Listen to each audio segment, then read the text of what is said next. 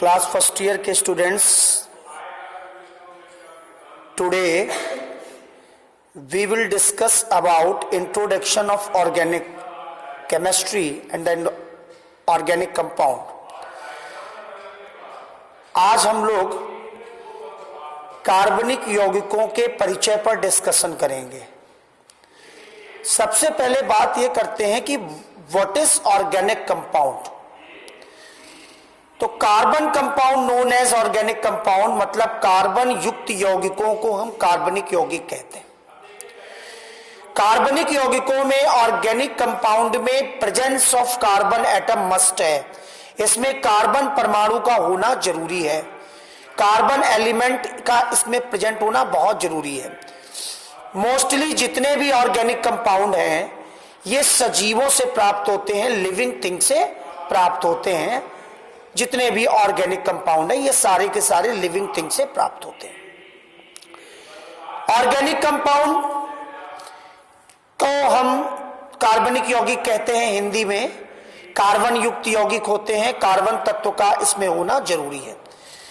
लेकिन कुछ ऐसे भी हैं जिनमें कार्बन है लेकिन वो कार्बनिक नहीं है, जैसे carbonate, bicarbonate, cyanide, carbon monoxide, carbon dioxide, इन सब में कार्बन है लेकिन ये कार्बनिक यौगिक की श्रृंखला में नहीं आते।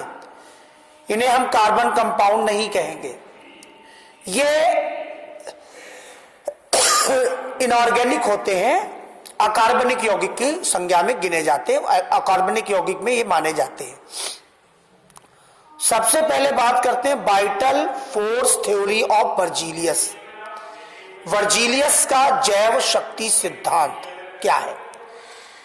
वर्जीलियस ने कहा था कि किसी भी कार्बनिक यौगिक को बिना जैव शक्ति के प्रयोगशाला में तैयार नहीं किया जा सकता था। According to Berzelius, we can not prepare organic compound in lab without vital force. Berzelius ने कहा हर जीव के अंदर एक शक्ति होती है जिसको हम जैव शक्ति कहते हैं, और बिना उस जैव शक्ति के ऑर्गेनिक कंपाउंड का फॉर्मेशन इम्पॉसिबल है। लेकिन 1828 में वर्जीलियस का शिष्य ओलर, उसने वर्जीलियस के सिद्धांत का खंडन किया। उसने वर्जीलियस के कॉन्सेप्ट को गलत साबित किया और उसने कहा कि बिना जैव शक्ति के भी हम प्रयोगशाला में कार्बनिक यौगिकों का निर्माण कर सकते हैं। Without vital force we can prepare organic compound in lab according to Wohler. उसने वर्जीलियस के कॉन्सेप्ट को गलत साबित कर दिया। उसने सबसे पहले प्रयोगशाला में अमोनियम साइनेट को हीट करके यूरिया का निर्माण किया। First organic compound synthesis in lab is urea. प्रयोगशाला में बनने वाला सबसे पहला कार्बनिक यौगिक क्या है? यूरिया, जिसको ओलर ने अमोनियम साइनेट को गर्म करके यूरिया NH2CONH2 ये ऑर्गेनिक कंपाउंड है, इसको लैब में प्रिपेयर किया और वर्जीलियस के वाइटल फोर्स थ्योरी को उसने गलत साबित कर दिया। अब बात आती है ऑर्गेनिक केमिस्ट्री की। The branch of chemistry in which we study about carbon compound या organic compound known as organic chemistry. रासायन विज्ञान की वह शाखा जिसमें हम ऑर्गेनिक कंपाउंड की स्टडी करते हैं उसे हम कहते हैं कार्बनिक रसायन।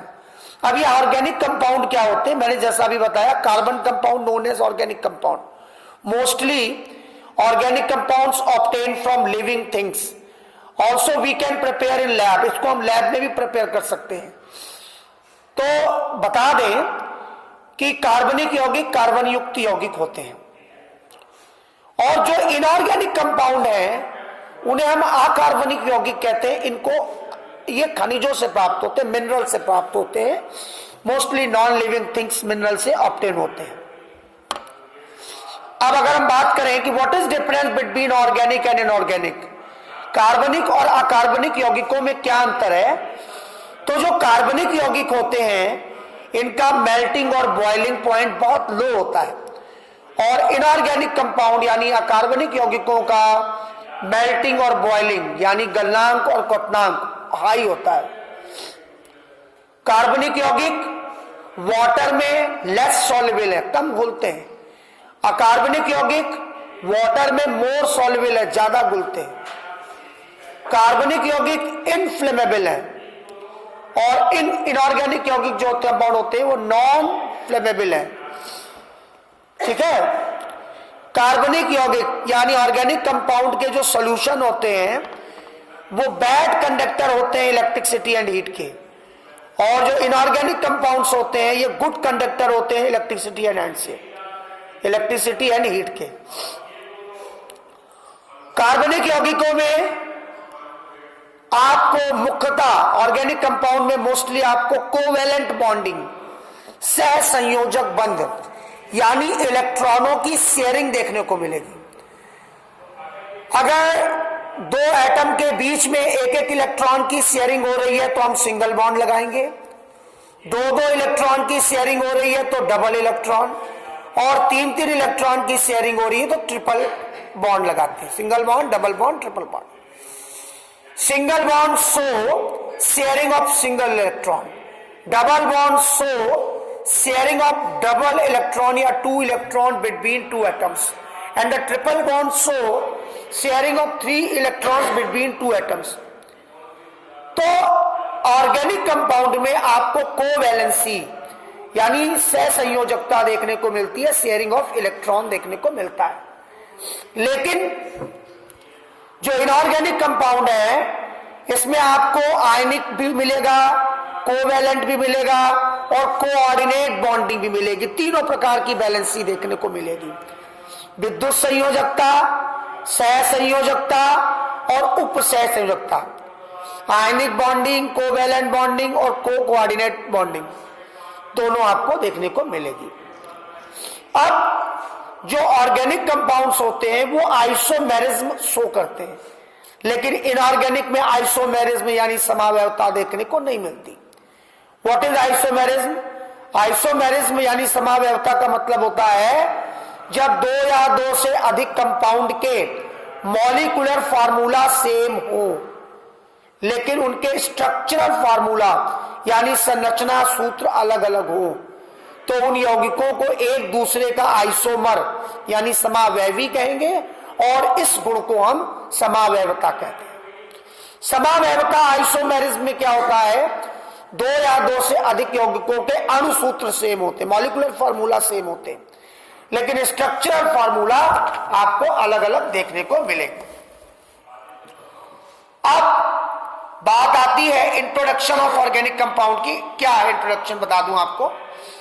सबसे पहली बात तो हम अपने फूड्स में जितने भी प्रोटीन्स हैं, ऑयल है, विटामिन है, पॉलिस्टर है, नायलॉन है, कॉटन, सिल्क, इंडिगो, ठीक है, ग्रीन कलर डाइज जो होती है, मेडिसिन्स, परफ्यूम, एक्सप्लोजिव विस्फोटक जैसे LPG, CNG, petrol, diesel, kerosene और भी बहुत सारी चीजें, अचार, मुरब्बा, जैम, जेली, सारी चीजें आपको, ये सारी की सारी चीजें ऑर्गेनिक कंपाउंड है।